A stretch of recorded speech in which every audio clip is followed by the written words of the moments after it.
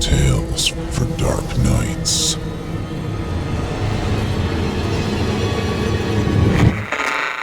Want to make sure you never miss a Chilling Tales for Dark Nights video again?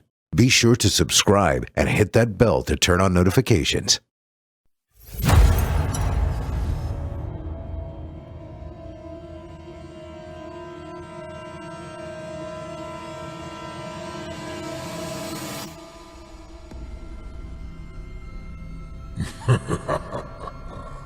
Good evening. I'm storyteller Otis Jiry, and I ain't your grandfather. From where I'm from, we don't do bedtime stories. And if that's what you were expecting, you're in the wrong place.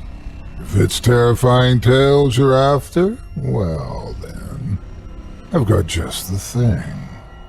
Get comfortable, settle in, turn off the lights, if you dare. Your night is about to get a whole lot darker. Who needs sleep anyway?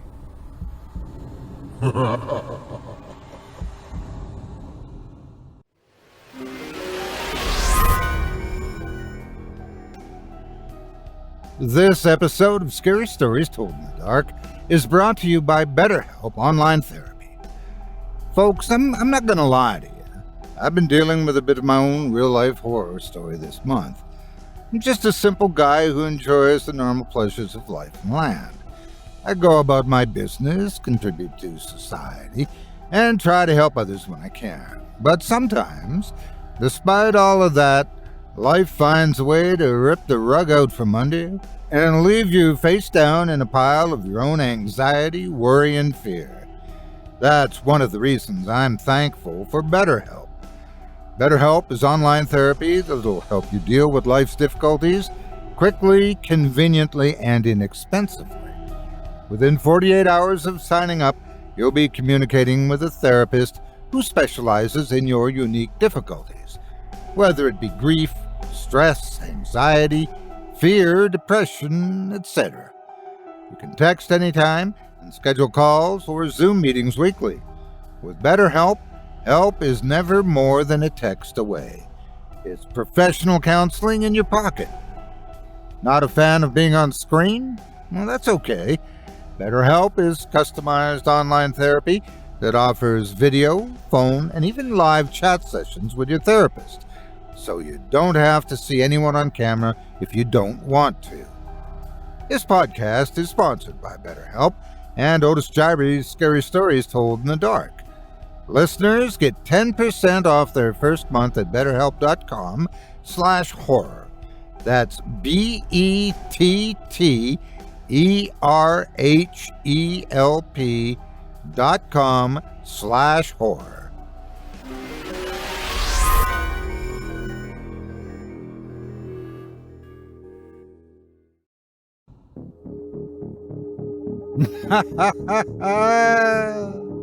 Good evening. You're listening to Scary Stories Told in the Dark. Welcome, dear listeners, to Season 11, Episode 2. I'm your host, Otis Jiry, and in this episode, I'll be performing 4 tales to terrify you, courtesy of author P.D. Williams. Tonight we have mysterious appointments, house-flipping disasters, motels with mayhem afoot, and small places with sinister surprises. You're listening to the standard edition of tonight's program, which contains the first 2 spine-tingling stories. If you'd like to show your support and enjoy an extended version of this and other episodes with twice the terror, visit simplyscarypodcast.com and click Patrons in the upper menu to sign up today. Thank you, as always, for your support. Now, it's time to take a walk together down the moonlit trail. So, lock your doors, turn your lights down low, and settle in. The show is about to begin.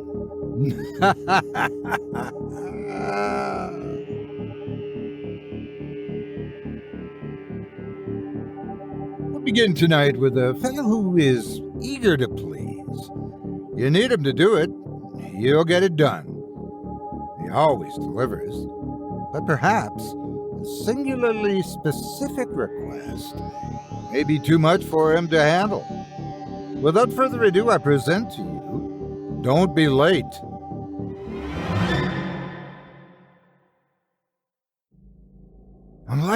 I'm late for a very important date. No time to say hello, goodbye. I'm late. The White Rabbit from Alice in Wonderland. Late! Thought Brian as he sped from his third-floor apartment. He pressed the down button at least 20 times, as if the 23rd try might be the charm. Once in the elevator, he quickly pushed the button for the lobby. He started jabbing the button with violent intent when the elevator doors wouldn't close immediately, the way they do on those science fiction shows. The elevator became a trampoline as he jumped up and down on the floor. Finally, after what seemed to him like an eternity, the doors opened so slowly that they seemed to be outright sadistic. Brian erupted onto the sidewalk that was filled with the daily parade of the white-collared undead. He then started power-walking at the pace of an outright jog. He preferred to walk to his office. Buses were too slow, and hailing cabs in New York City was a hit-and-miss proposition. Shortly after moving to his posh Manhattan apartment, Brian had planned out the quickest and most direct route to the Miser Building. It was where the prestigious company of Tyler, Milford, and Drake had made their executives rich and happy by making select clients even richer and happier.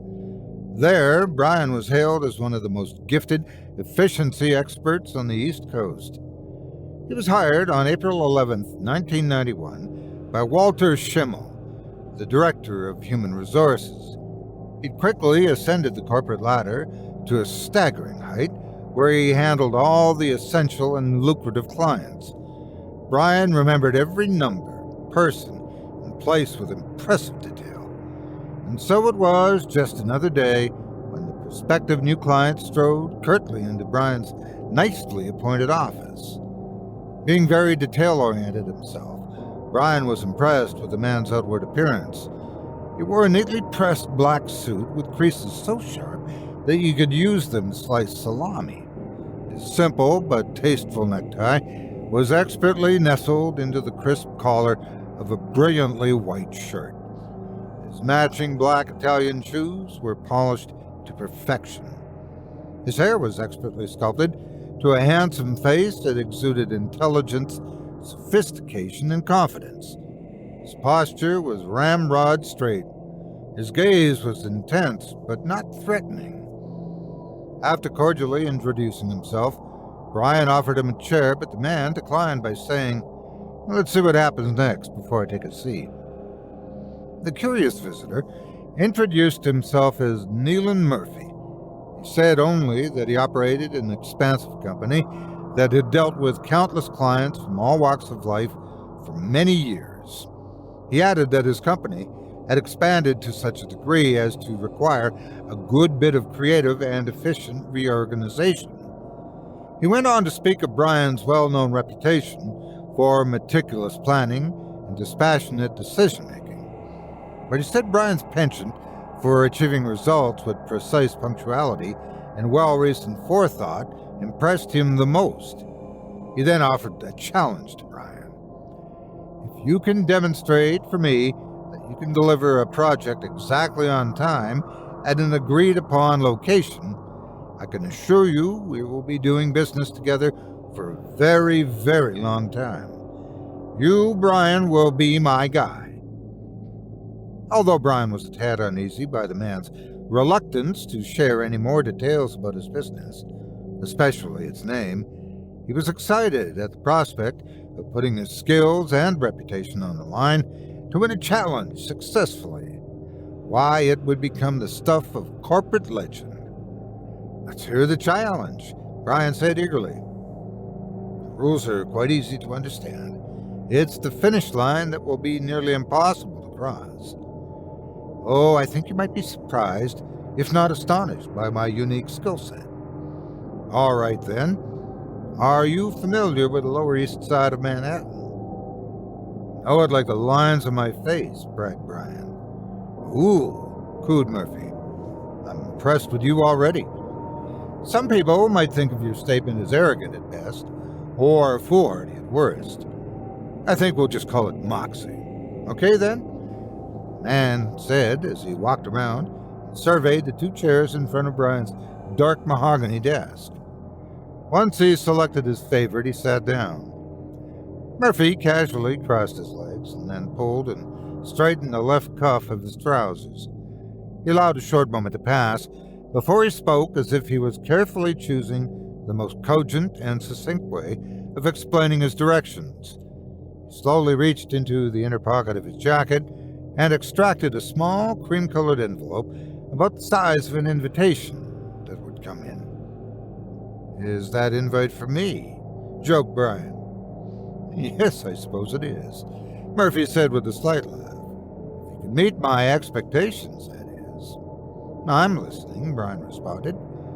Very good, Murphy said as he abruptly sprang from his chair and began purposefully pacing back and forth a few feet from Brian's desk.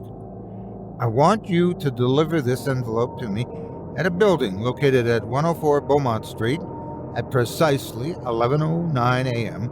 on Tuesday, May 11th of this year. That's 3 weeks from today. If you're not standing directly in front of that building with this important missive at exactly, and I mean exactly that moment, you will have failed this assignment.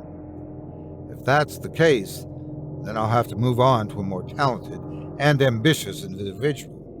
And you'll wonder, for who knows how many years, when or if you'll ever have this opportunity again. Brian tried not to let his face reveal the massive doubt that had broken off a small crumb of his bravado. As they say on the awards show, the envelope, please, Brian said as he leaned forward over his desk to take possession of the envelope. Despite demonstrating some theatrical flair, Murphy slowly and stiffly extended the hand where he held the small envelope between two beautifully manicured fingers. Brian, too, paused for a few seconds with an equal amount of dramatic panache before gingerly pulling it from Murphy's outstretched hand. Then Murphy smiled, turned, and began heading for the two large hand-carved wooden doors of Brian's spacious office.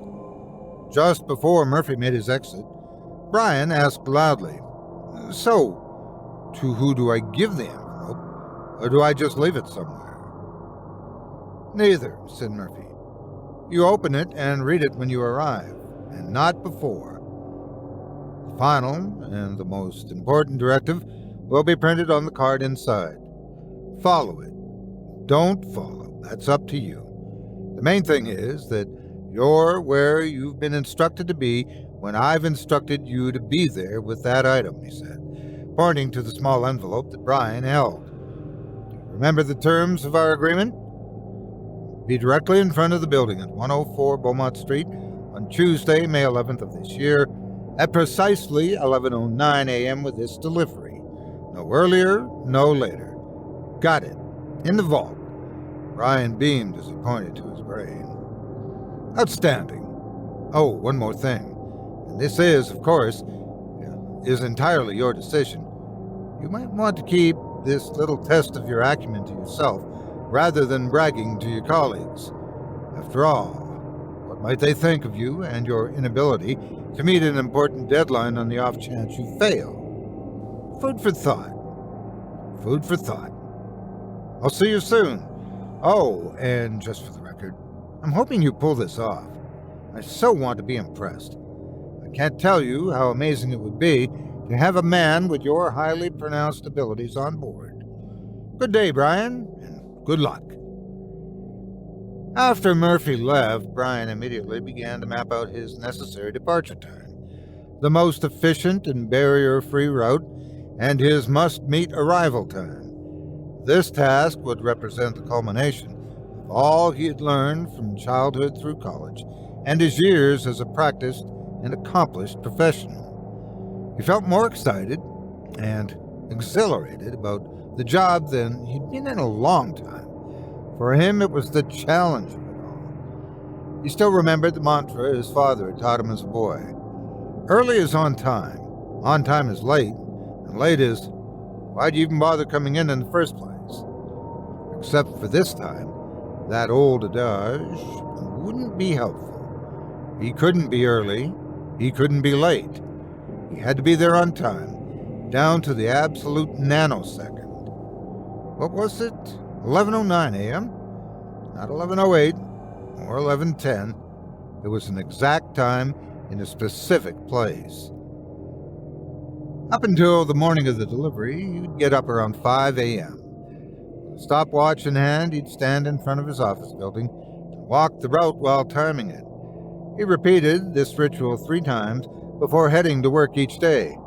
It took him more than 24 tries before he figured out the exact speed that he had to walk to arrive at the agreed-upon time.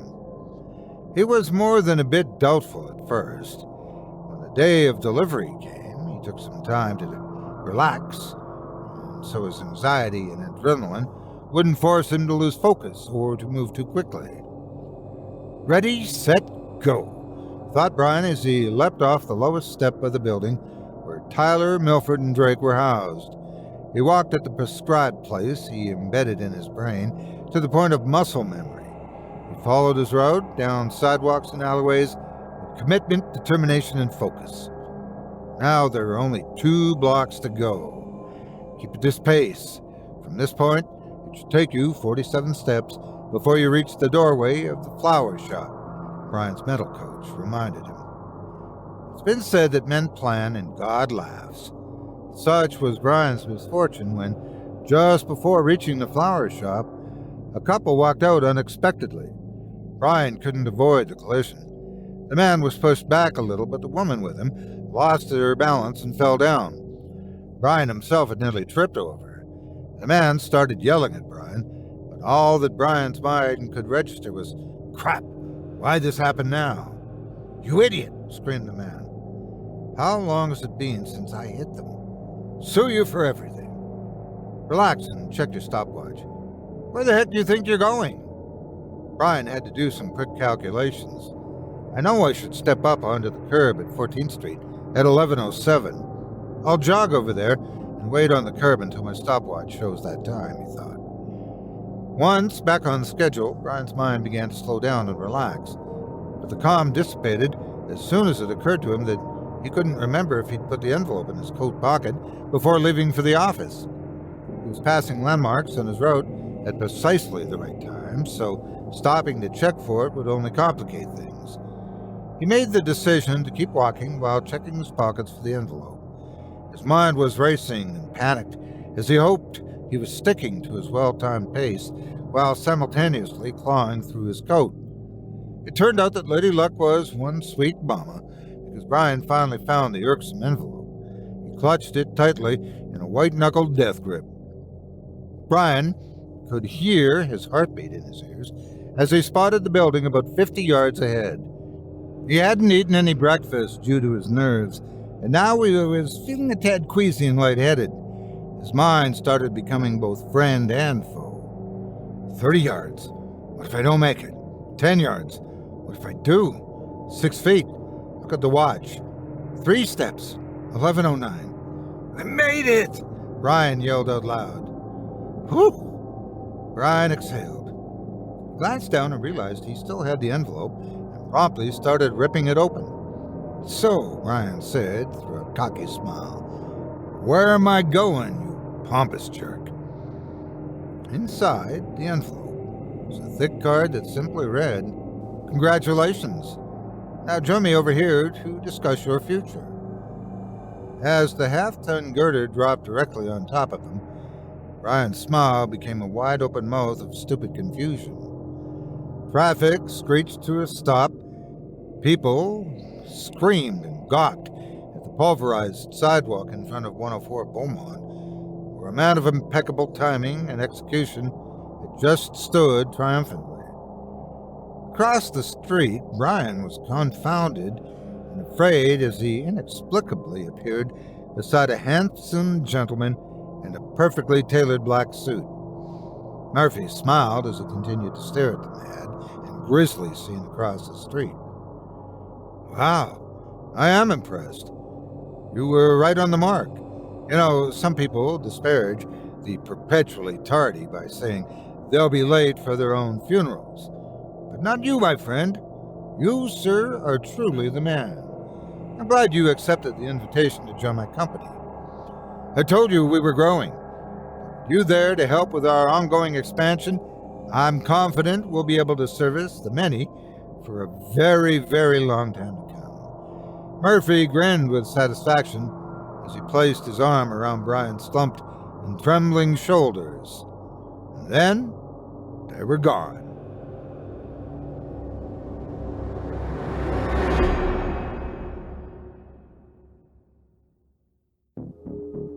I hope you enjoyed Don't Be Late by P.D. Williams, as performed by yours truly. If you enjoyed that tale and would love to read more from tonight's very talented feature author, you can help support him by visiting simplyscarypodcast.com/PD-Williams. That's simplyscarypodcast.com/PD-WILLIAMS.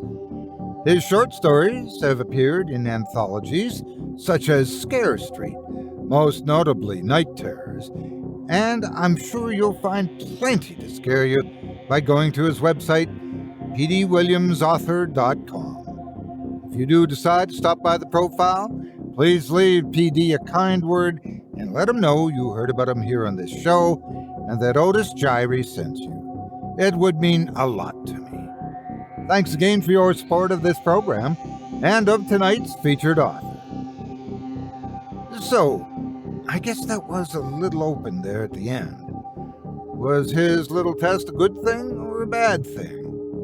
Rest assured, though, whatever he does in his next life, he may take a few moments to be as punctual as he used to be. We all have our house issues, broken drywall, rats in the walls, those floorboards that won't lay flat after the appraiser went mysteriously missing. But sometimes, the last thing a house wants to have is its problems fixed. Take the house of a mysterious artist and its latest owners, a pair of house flippers who are finding the task at hand more difficult than they first thought. Without further ado, I present to you New Bones.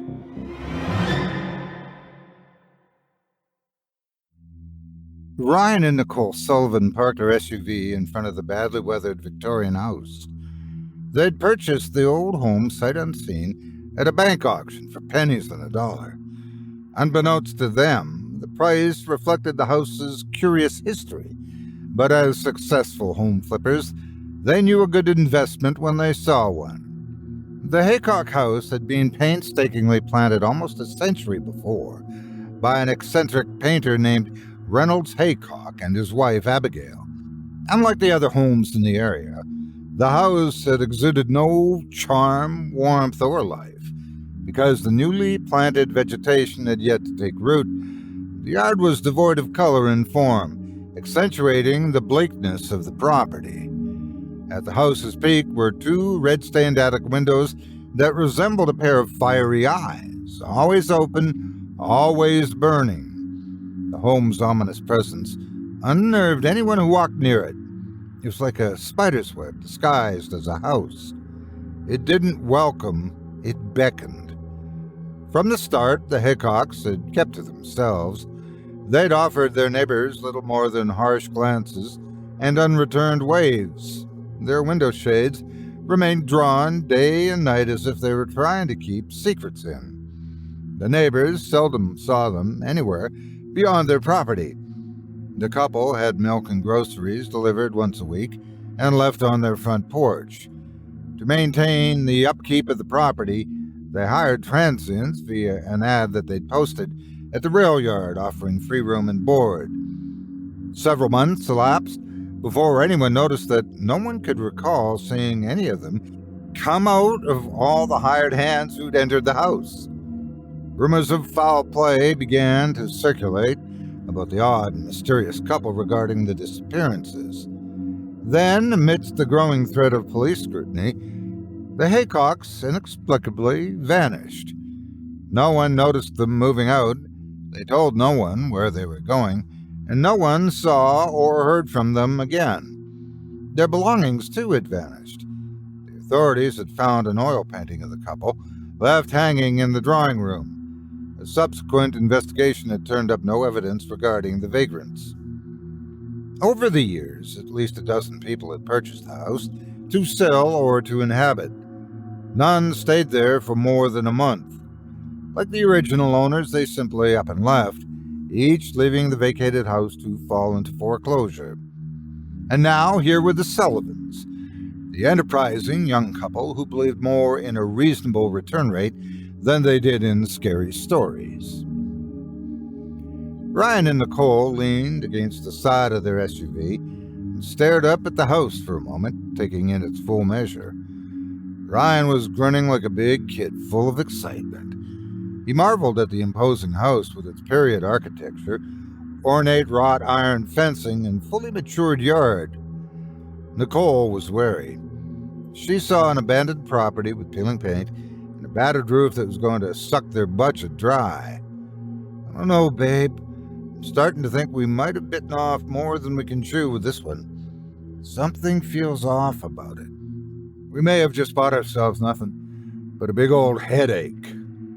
Well, you know what they say, Shug. Go big or go home. Speaking of big, let's hitch up our big kid pants and go see what we're dealing with. Ryan gave Nicole a quick peck on the cheek before bounding up the walkway to check out his newest toy. The sun-cracked wraparound porch creaked in time with their steps. Cobwebs and wasp nests hung down like warped chandeliers. Nicole put the key into the lock and pushed open the heavy front door. Dust motes danced in the brilliant sunray that was concentrated through a window like a theater spotlight. A musty odor greeted them. It smelled like an old trunk that had been opened after many years. Elves bells on Easter bonnet, Ryan remarked as he surveyed the old-fashioned grandeur of the aged house.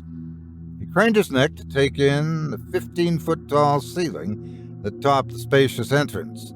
Dark mahogany floors flowed as far as they could see.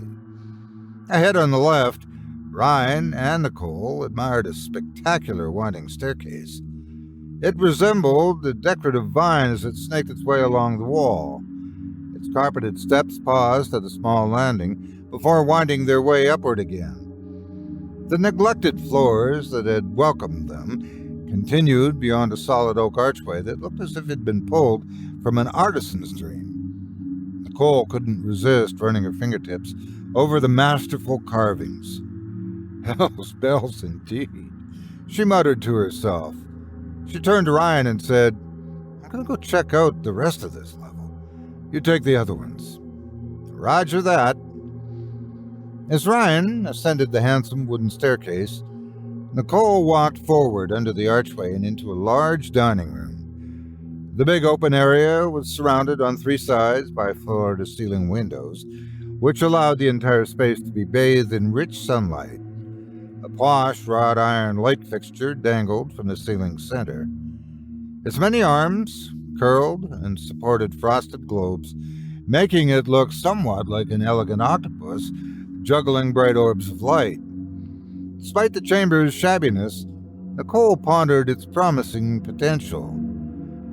The dirty work site currently surrounding Nicole was incongruous among her mental pictures of a sophisticated setting. Tools and building materials that the last flipper and his crew had left behind were strewn everywhere.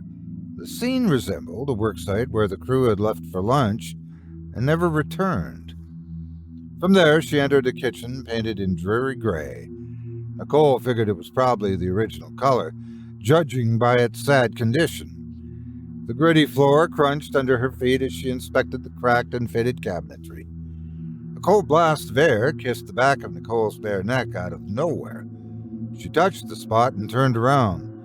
When she didn't see an obvious source for the draft, such as an open window or air duct, she shrugged it off and moved on from the kitchen. The last room she visited was a drawing room. It was the most opulent space yet, with its hand-carved oak wall panels and intricately patterned tin ceiling, from which hung a beveled glass chandelier fit for a castle.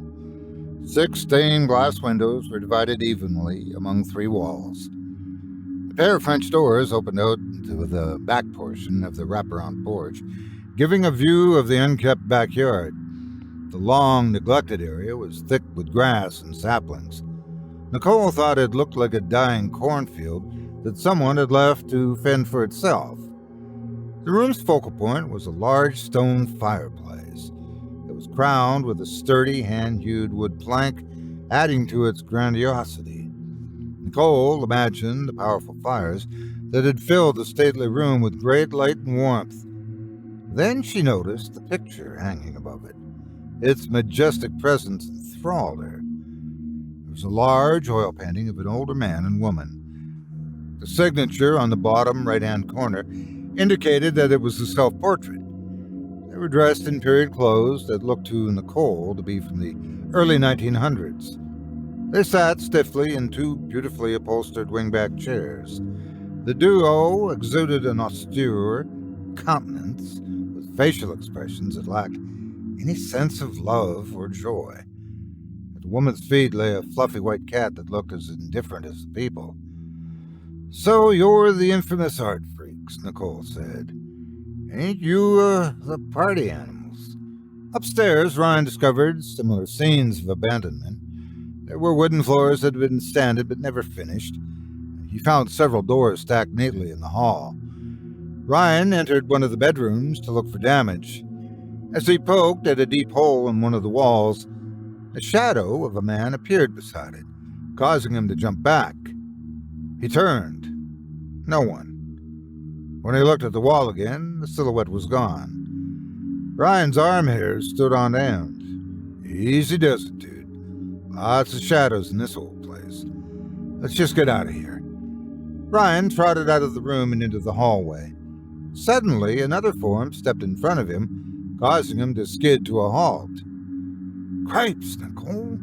You scared the Keebler fudge out of me." I was breathing hard and sweating. "I scared you? Good Lord, Ryan, you nearly steamrolled me. What's wrong with you? You're whiter than an albino in a snowstorm." Ryan took a few seconds to recover. Once he regained his composure, he became embarrassed and defensive. "Nothing's wrong with me. I was trying to get away from a couple of wasps." He quickly changed the subject. "What'd you find downstairs, or should I even ask?" "Well, we'll have to check the basement, the foundation, the plumbing, and the wiring. But as far as I can tell, it's got good bones. It just needs a few new ones.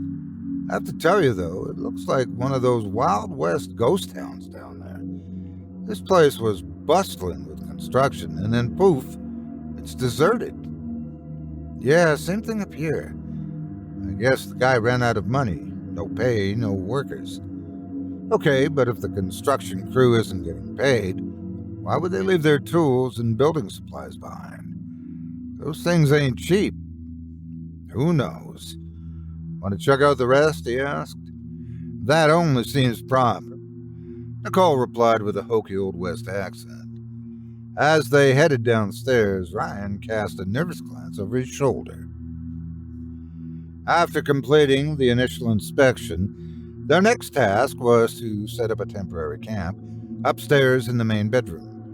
With a project of this magnitude, they preferred to stay on site because it saved them the expense of a lengthy hotel stay and allowed them to keep the place secure. It only took them a couple of days to bring in a contractor familiar with projects such as theirs. Todd Blake came highly recommended by some of the top-tier realtors from the area. After meeting with Ryan and Nicole, he agreed to take on the lengthy and arduous renovation. He explained that he was at least 2 weeks out of his current job. Still, he offered up some suggestions for easy tasks that they could knock out in the meantime. Nicole had a group of chores already nestled in her head. For herself, she planned some mowing, pruning, and planting a colorful flower bed along the front of the porch. She decided to place Ryan in charge of doing something about the awful great paint that made the kitchen look like a monochrome monstrosity. Nicole had something perky in mind, such as a vibrant yellow. Ryan obeyed Sergeant Nicole's orders to paint the kitchen. The following day, he drove to Pinehurst to check out a newly foreclosed property on a Parkland golf course. Such premium real estate didn't come on the market often, so he wanted to get first dibs. Nicole stayed behind to keep an eye on things at the Haycock house. With Ryan gone, the place was too quiet. The air felt cold and thick, and many of the rooms were dark despite their oversized windows. Also, seeing the rough condition of the house interior left her feeling overwhelmed and defeated. The pall over the place made Nicole's decision to work outside an easy one. The anxiety that Nicole had experienced inside of the foreboding residence dissipated once she stepped outside into the fresh air of the peaceful morning. The sounds of the birds and the swishes of the undulating tree limbs filled her ears. The day was warm, the ground was moist, and the shade felt exquisite. It was early morning, so she had most of the day to work on the new flower bed before the summer sun worked its way around to the front of the house. As she enjoyed its peacefulness, Nicole became lost in the motion of the work. She checked her watch and realized that she'd been toiling for hours. Jeez Louise, no wonder I'm hungry. Nicole stood, bent her achy knees, and dusted the potting soil off the front of her shorts. As she rose, there was a flash of something in the corner of her eye. She glanced back toward the house. A large cat perched on the porch's top step was leering at her. "Hey there, pussycat." The cat narrowed its eyes and hissed at her like an angry cobra. "Shoo!" Nicole yelled. The cat rose and snarled at her. Suddenly, it turned and ran through the open front door of the house. Nicole took off after it. Once inside, she proceeded through some of the first-floor rooms, watching and listening for the furry intruder. "Where'd you go, you little jerk?" Nicole heard a growl nearby. She stepped cautiously through the freshly painted kitchen. She stopped to peek into one of the open cabinets. "Here, kitty kitty." Nicole froze at the voice, the cabinet door half open. Its tone was distinctly feminine. It echoed from the drawing room. Nicole hoped that the call was from the cat's owner, who tracked it into the house. Please don't be an intruder. Of all the times for Ryan to be gone. Nicole's jaw quaked with nervousness. "Who's there? Hello?" The lack of response made her fearful that someone might be lying in wait for her. Realizing she couldn't hide out in the kitchen indefinitely, she worked up the courage to go and investigate the sound. Nicole followed the haunting call into the drawing room and found it empty. Despite being alone, she was skittish, as if someone might attack her out of thin air. She trembled. The porch, she reasoned. Maybe the backyard. She tiptoed to the doors that led out to the porch. Cautiously opening them, she leaned out and looked around. Seeing no signs of the interlopers, she relaxed a bit. She hoped that whoever had been in the room, when she'd called out from the kitchen, had fled. Her adrenaline ebbing, Nicole blew out a cleansing breath. As she was doing so, she glanced up at the portrait of the Haycocks. Something about it looked different, but she couldn't quite. Lord! Nicole jumped a foot as a streak of screaming fur blurred past her feet, heading straight for the front door. Nicole braked when she got to the top step of the porch. The cat had vanished. She left the porch and searched the yard, but saw no sign of it. Once she was satisfied that the cat had moved on, she decided to go back in and dig up some lunch. Despite the heat of the day, Nicole shivered. When she reached the foot of the porch steps, she saw that all of the new flowers were dead. It was as if the soil had poisoned them. Although she'd rationalized the phantom voice, she had no answer for the inexplicable demise of the once colorful blooms. The implications chilled her. What's happening around this place? Ryan had gotten back earlier than expected, much to Nicole's relief. He'd picked up a pizza, 2 salads, and a bottle of Pinot Grigio on the way home, so they wouldn't have to go out and leave the house unattended. On his way in, he noticed the wilted flowers. Who planted these? The Angel of Death? As they stood over the makeshift sawhorse table, eating their dinner, Ryan brought Nicole up to date on the property in Pinehurst. Nicole typically asked the host of questions. She was shaken and distracted tonight. "Something up, hun?" he inquired. "You're not saying much.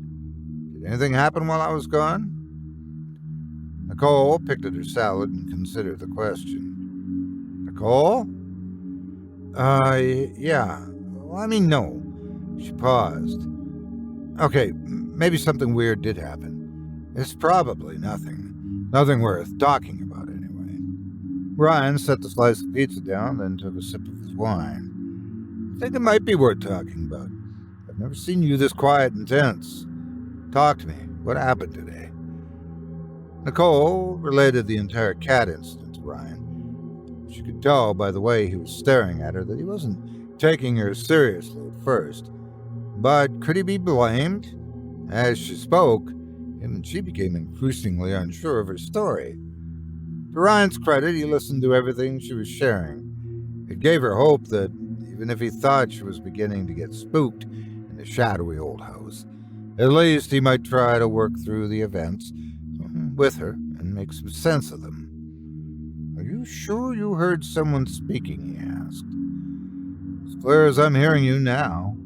And then there's the flowers I spent planting this morning. Yeah, I caught the sight of them on the way in. What happened there?" "When I couldn't find the cat, I walked back to the porch. I found them looking the same way you did. It totally freaked me out. So, what do you think? Am I starting to lose it here? That's a weird one, all right.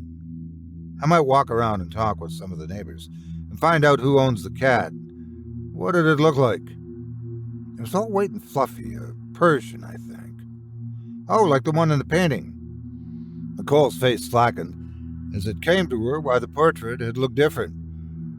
She left the dining room and went directly to the drawing room, ignoring Ryan calling behind her. There above the fireplace was the portrait, with the white Persian properly in its place. The mid-July heat in the Carolinas was relentless, the night air stifling and humid.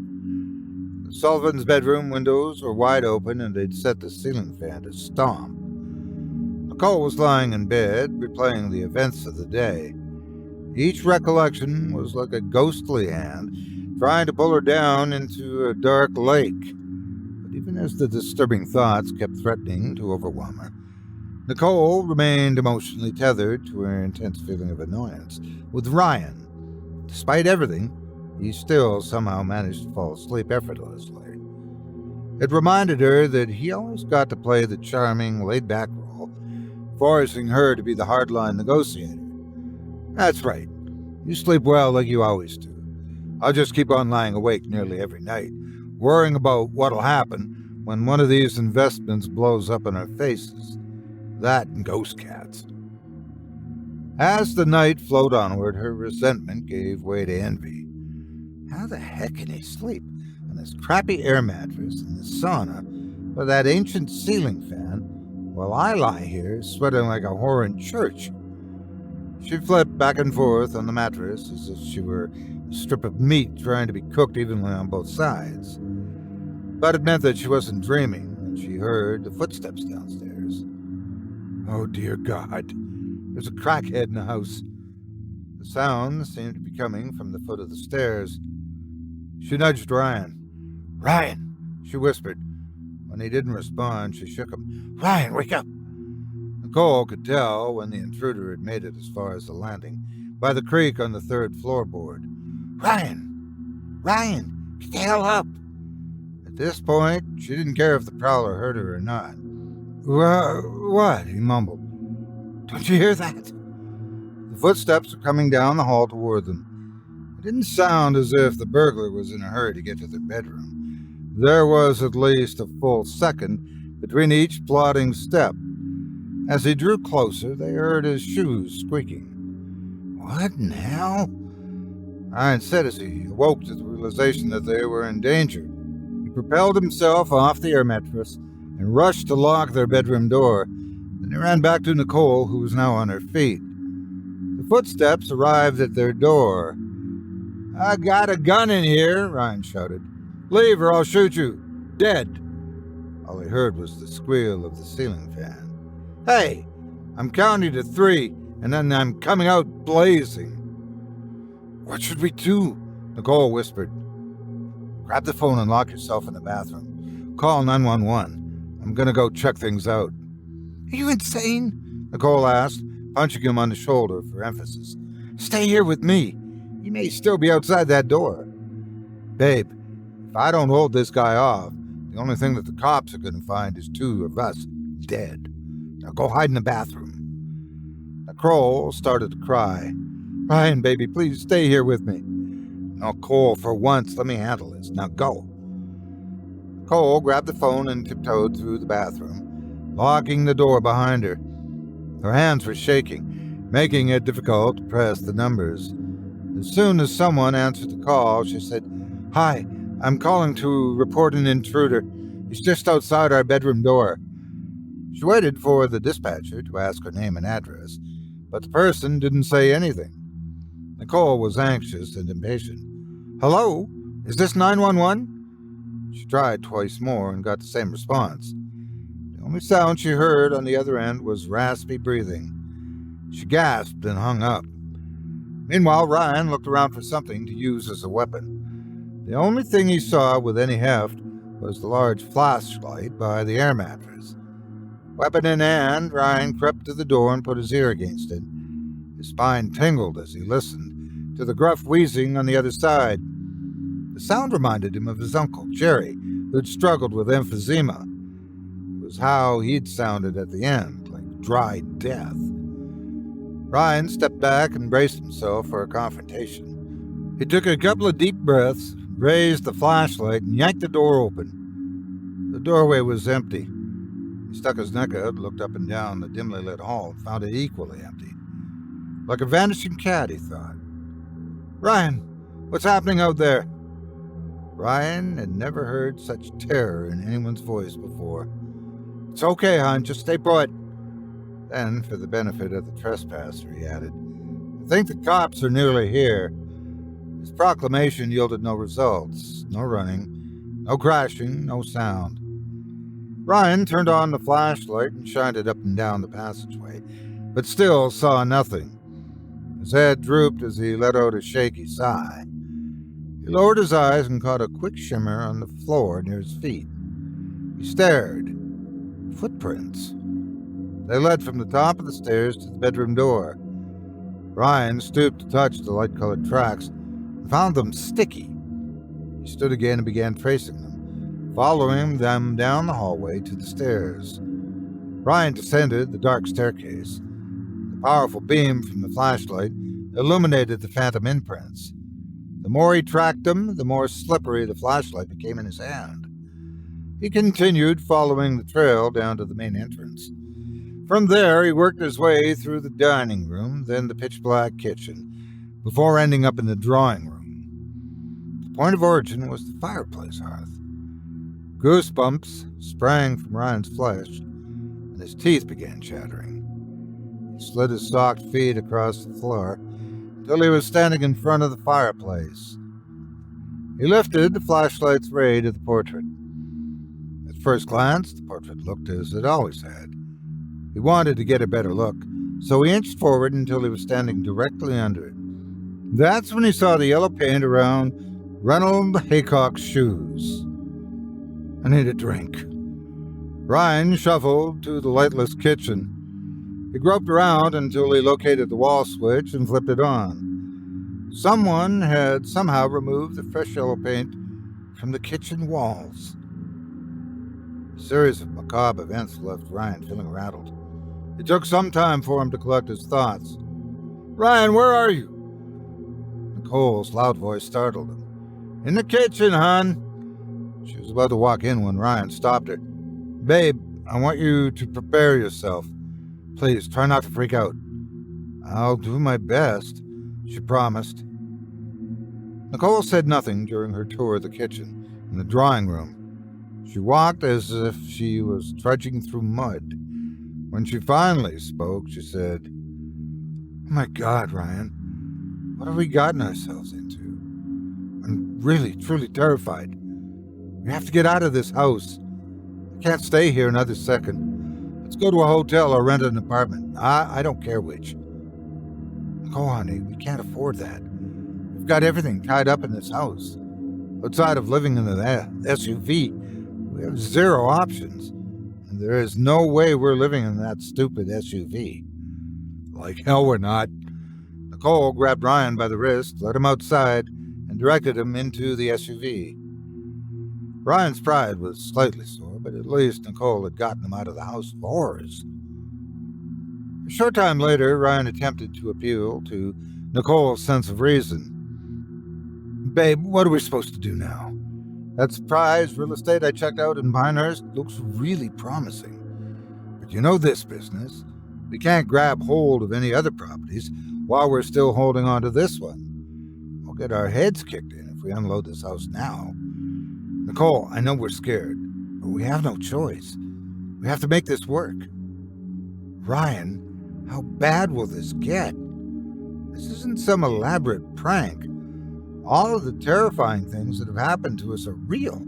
Think about it. The contractors, the work crews, previous owners. Why do you think we got this house so cheap? Everyone else took the loss and got as far away from this place as possible. Look, I'm no expert on the paranormal, okay? But maybe we can find a priest or a shaman or even a voodoo doctor who'll come and bless the place. How about a TV show that'll sell some crackpots out here to stink up the house with loser sweat while they pretend to gab with ghosts?" Her emotional temperature was rising. She resented Ryan's condescending tone, so she decided to give him a taste of his own medicine. "Just to make sure that an idiot like me can understand you, you're saying we should advertise that we have ghosts in this house.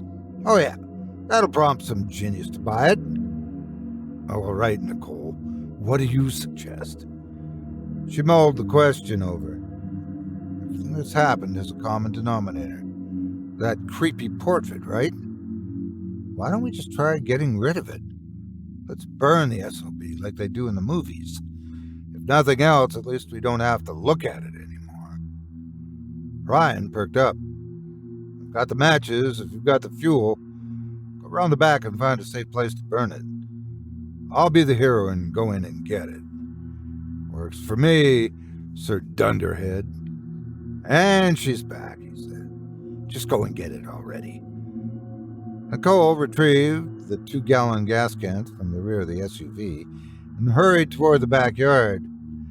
When she got there, she waded through the knee-high grass until she got to a worn-down area that someone had used as a scrap pile. She picked through the trash for something to use as a dinging instrument. Eventually, she found a jagged piece of 2x4 that she used to dig a shallow hole. Ryan emerged from the drawing room and onto the back porch. He was holding the sinister portrait as if it were covered in poison ivy. "Hurry, bring it," Nicole instructed. Ryan used the picture frame to push through the overgrown yard. As soon as he arrived at the impromptu fire pit, he plopped the painting down into it and soaked it with gasoline. Then he tossed in a lit book of matches. As the picture burned, they could feel the stress gradually leaving their bodies. They watched the cursed object curl up at the edges as the ravenous flames consumed it. Once the fire had reduced the portrait to glowing ash, they took hold of each other's hand and reluctantly returned to the house. As soon as Ryan and Nicole stepped inside, they sensed a change. The air that used to press down on them felt lighter, and everything looked sharper, as if someone had adjusted an unfocused lens. "Do you think it's finally over?" Nicole asked. "I have to say, something feels right about this place now. It's different from before, don't you think? It feels healed." Yeah, I suppose so. I just hope that Gomez and Marticia have moved on. Guess they just didn't want strangers changing their house around. She said, I can't say as I blame them. After all, they made this house for themselves. They poured their souls into it, every nail, every brick. That painting was probably all that was left to anchor them here. Then Nicole looked at Ryan, who had suddenly become lost in thought. I can't help but wonder, he said, if anyone else ever thought of destroying the painting. If they did, they sure didn't stick around long enough to try it. So what do you say? Should we try another night? Are you sure? An hour ago you wanted out of here. I know what I said, but I just want to know if this nightmare's finally over so we can move on. Agreed, Ryan said. Though the night had been uneventful, neither slept very well. Every minor noise had sounded to them as if it were heralding another march of the undead.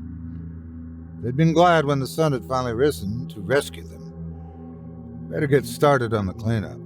Todd's work crew will be here next week, Nicole said. Why don't we just let them fix it? Ryan asked, yawning. Money, sweetheart. Money. We can do this. Listen, I think we still have some cereal downstairs. Grab the milk from the cooler, why don't you? Ryan and Nicole got dressed and then followed the ghostly roadmap downstairs. They checked out the drawing room, hoping and praying not to find the painting there waiting for them. Notwithstanding the yellow footprints, they were relieved to see that the portrait was still out of their lives, unlike in the movies. They entered the kitchen and enjoyed a relaxed breakfast. I'll be so happy once we get all that paint off the floor, Nicole said. It's what creeped me out the most. Oh, and speaking of paint, you know that you're going to have to paint this entire kitchen all over again. Any thoughts on color? I think I might go with yellow. It stands out so well, don't you think? You do, and I'll be repainting it with your brain matter, wise guy. Now, come on, let's get this knocked out. We've got a lot to get done today. They had only walked a few feet into the drawing room before they stopped cold. They were astonished to see that the footprints were gone. Where'd they go? Ryan asked. Frigid sweat slid down Nicole's bare back like cold, skeletal fingers. She was pale, her body limp. Ryan, her voice quivered. Do you see it? Oh my God, he whispered. With great trepidation, they walked further into the room. Ryan took hold of Nicole's moist hand. Right here, babe. His breathing was fast and irregular. He could feel his heartbeat through his temples, as if it were keeping time with a funeral dirge with each pant. They turned together and faced the imposing fireplace, the source of their blind terror. The painting was hanging over the mantel, and it had changed. The haycocks were posed in a standing position by their respective chairs. Each of their faces was a horrifying rictus of rage. In a blink, they were closer to the frame. Their cracked lips were pulled back grotesquely, bearing small, jagged teeth. Then, like a flash of lightning, the savage creatures were at the very edge of the frame. Their eyes were crimson red, just like those belonging to the white Persian, hunched up behind Ryan and Nicole, snarling. The front door opened, and the real estate agent led Frank and Helen Morgenstern into the vestibule of the musty house. And here we are, the agent announced with a grand flourish. Wow, Frank said.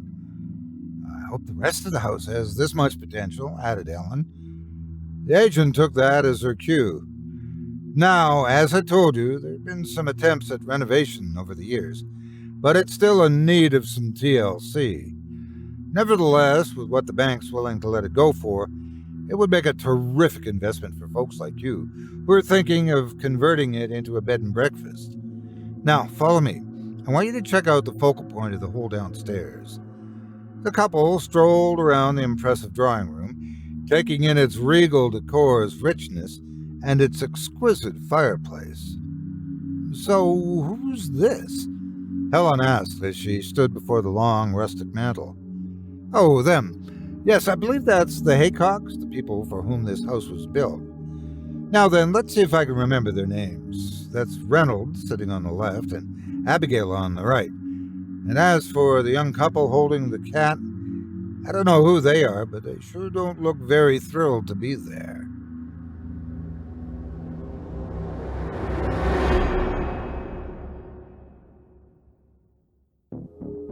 I hope you enjoyed New Bones by P.D. Williams, as performed by yours truly. If you've enjoyed what you've heard tonight, I'd like to remind you one last time that tonight's featured author can be found by visiting our website. Just visit simplyscarypodcast.com/PD-Williams. That's simplyscarypodcast.com/PD-WILLIAMS. Be sure to look at Night Terrors. Listen to other stories by him from our other sister podcasts. But whatever you do, don't go to pdwilliamsauthor.com, where you will not find further information about upcoming stories. Don't. Oh, you won't listen to me? Anyway, will you? As a reminder, if you do decide to give tonight's talented author's stories a read, please consider leaving him a quality review and a kind word, or a thoughtful public comment and an upvote. Be sure to let him know you heard about him here on this program and that Otis Jiry sent you. It means more to me than you can imagine, and I'm sure PD would much appreciate it as well. Thanks again for your support of this show and of tonight's featured author. Now, before we go, I'd also like to take a moment to thank you, personally, for joining me for this episode of Scary Stories Told in the Dark. If you enjoyed what you've heard on today's program, please take a moment to stop by our iTunes page or wherever else you listen to your favorite podcasts and leave us a 5-star review and a kind word. It makes a huge difference and it would mean a lot to us. If you'd like to hear a premium extended edition of tonight's and all of our other episodes featuring Twice the Terror, visit simplyscarypodcast.com today and click the Patrons link in the menu at the top of the screen. You'll find yourself at chillingtalesfordarknights.com, where you can purchase season passes for this podcast or our other quality storytelling programs, or become a patron for as little as $5 a month. Get access to our entire audio archive dating back to 2012, all of it ad-free.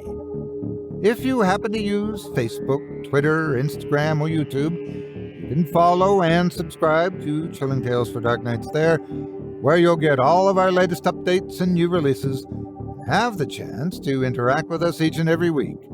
You can subscribe to me on YouTube as well at the Otis Jiry channel, where you'll find releases of my series, Horror Storytime, dating back to 2014. And you can find me on Facebook, Twitter, and Instagram too. Just search for Otis Jiry. Until next week, stay spooky. Get some sleep if you can.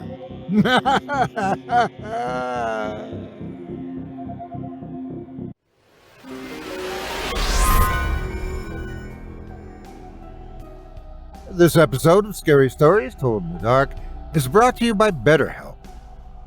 Say, you're not suffering from a cataclysmic game of Murphy's Law. Say you just feel burned out. Life can be overwhelming. Many people are burned out without even knowing it. Symptoms can include lack of motivation, irritability, fatigue, and more. We associate burnout with work, but that's not the only cause. Any of our roles in life can lead us to feel burned out. BetterHelp Online Therapy wants to remind you to prioritize yourself. Talking with someone can help you figure out what's causing stress in your life. Most anyone can benefit from counseling, both professionals and do-it-yourselfers, whether it's depression, anxiety, relationship issues, or any other problems standing in your way. BetterHelp is the tried and true tool to get you up to task again. This is no gimmick, folks. It's professional therapy online. Quick, discreet, convenient, and at a price anyone can afford. And believe me, I understand. I'm more than just a disembodied talking head that tells you bedtime like this. I face the same problems that everyone does, including financial surprises. Here's how it works. Within 48 hours of signing up, you'll be communicating with your own licensed therapist who specializes in your specific needs. You can reach out anytime and receive timely, thoughtful responses. You can schedule weekly phone or video sessions at your convenience, and in short, you'll never be winging it again. Your personal counselor will always be close at hand. No awkward office visits necessary. It's professional help right in your pocket. If you ask me, the most important tool in your arsenal. BetterHelp isn't armchair psychiatry. It's real, professional counseling tailored to your needs. It's more affordable than traditional therapy, and for those who need it, financial aid is available, meaning the people who need it most can have better access to help that's, well, better. Thanks to BetterHelp, it's never been easier to take care of your mental health. All you have to do is take the first step. What's more is you can be matched with a therapist in under 48 hours. This podcast is sponsored by BetterHelp and Otis Jiry's Scary Stories Told in the Dark. Listeners get 10% off their first month at betterhelp.com/horror. That's BETTERHELP.com/horror. Thank you for your support and for supporting our valuable sponsors.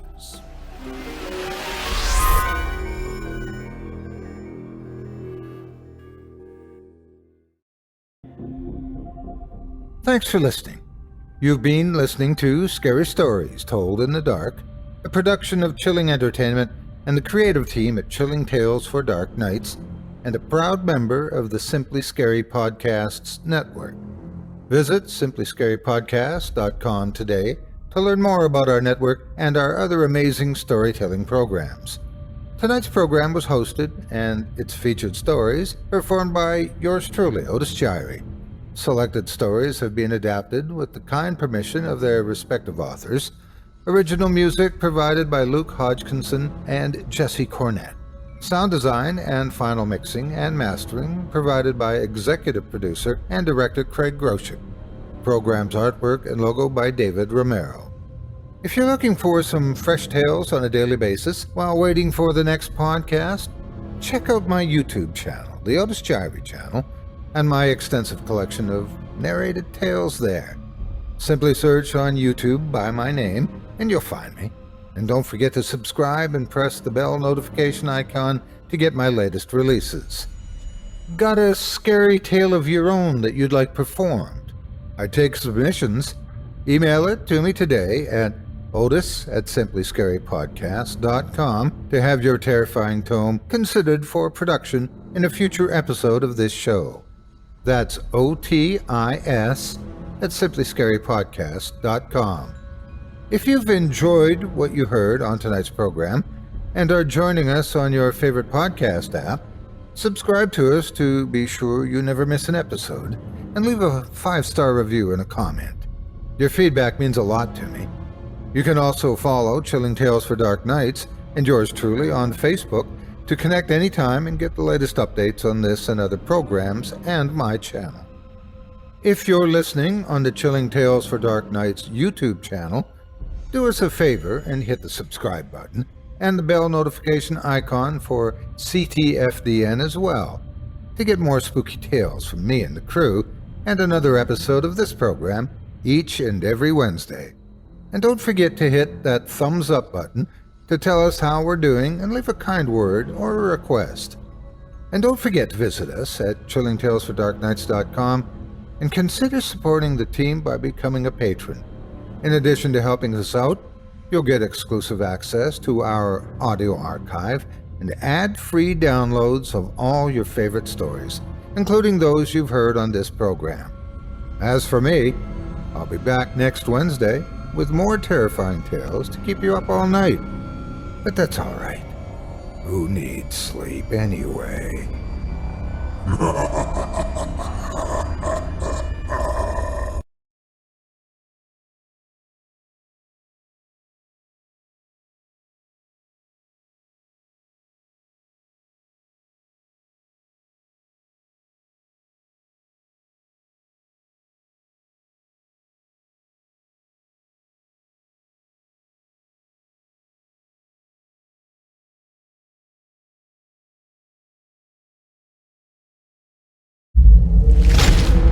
Chilling tales for dark nights.